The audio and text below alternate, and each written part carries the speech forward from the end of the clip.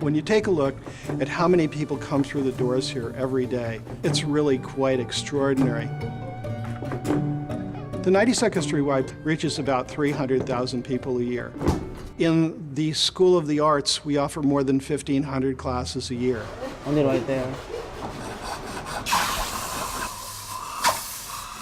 You're very good at cutting, you know that? I have determined that the prong is 1.5 millimeter strong.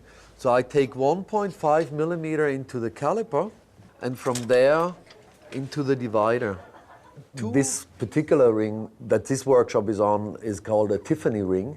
It's a 4-prong setting. This is a sample that shows you how the prong, after it's soldered together, how it's inserted into the ring shank.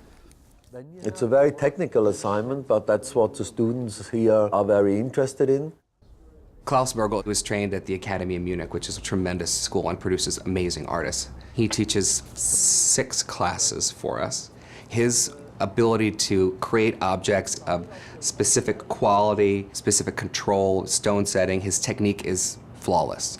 When you make your first mark, with this group, it's a very serious group of students. They heard about the 92nd Street Y, they heard about the great program, and so that made them come. They are interlocking, it's like a key mechanism. Right on the center. The essence of silversmithing is to take an unformed piece of metal and transforming it into useful object using proper tools and techniques. Han Beek originally trained in Korea. Han is a dramatically able silversmith. He is one of the primary silversmiths for Tiffany. When you go and you see a big silver fabricated Tiffany something or other, it's very likely that Han had his hand in making this old school silversmith raised object. The arts really began at the Y in earnest right at the very beginning of the Great Depression in 1930 with the establishment of this building that we're in now. One of the first things we did was to offer art classes, and in particular, we offered craft classes. There you go, excellent. Want yours? Give it a go. This class is for jewelry metalsmithing. They come in, they start learning all the processes. Today's project, it's a thumb piano, so they're doing a little instrument.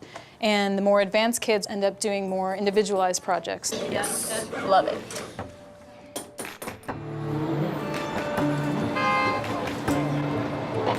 New York is one of the most important cultural centers in America, and obviously craft artists are attracted to come here.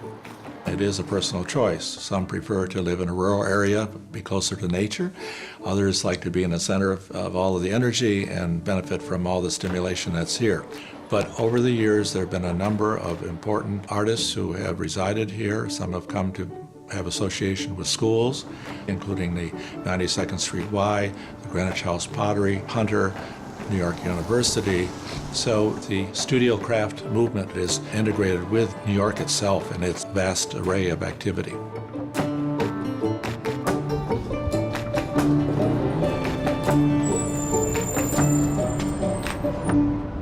I'm a lawyer here on Wall Street. After work, I go to the 92nd Street Y and make things that relieve the stress of my world. And I like to make a lot of pots that are not perfect because being a lawyer, everything's about perfection. Ceramics allows me to be creative in a way that I can't do in my regular 9-to-5 world.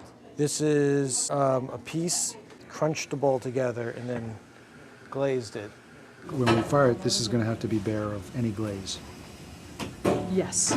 Right?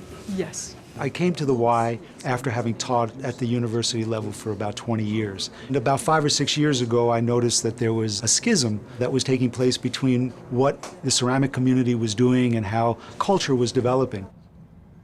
Unfortunately, the university, ironically, seemed to be a kind of inert place. So an opportunity came to work at the 92nd Street Y.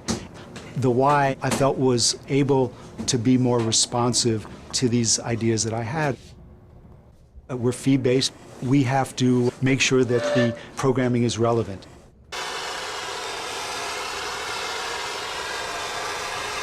The moment that I discovered that I really liked silversmithing was when I finished my first speculum shape, which is sort of a conal shape that tapers at one end. Denard had a career as a dancer, and through his life collected objects of silver. He started here as a rank beginner and found this spiculum the object of his obsession, and has now progressed to put his line together based on these forms.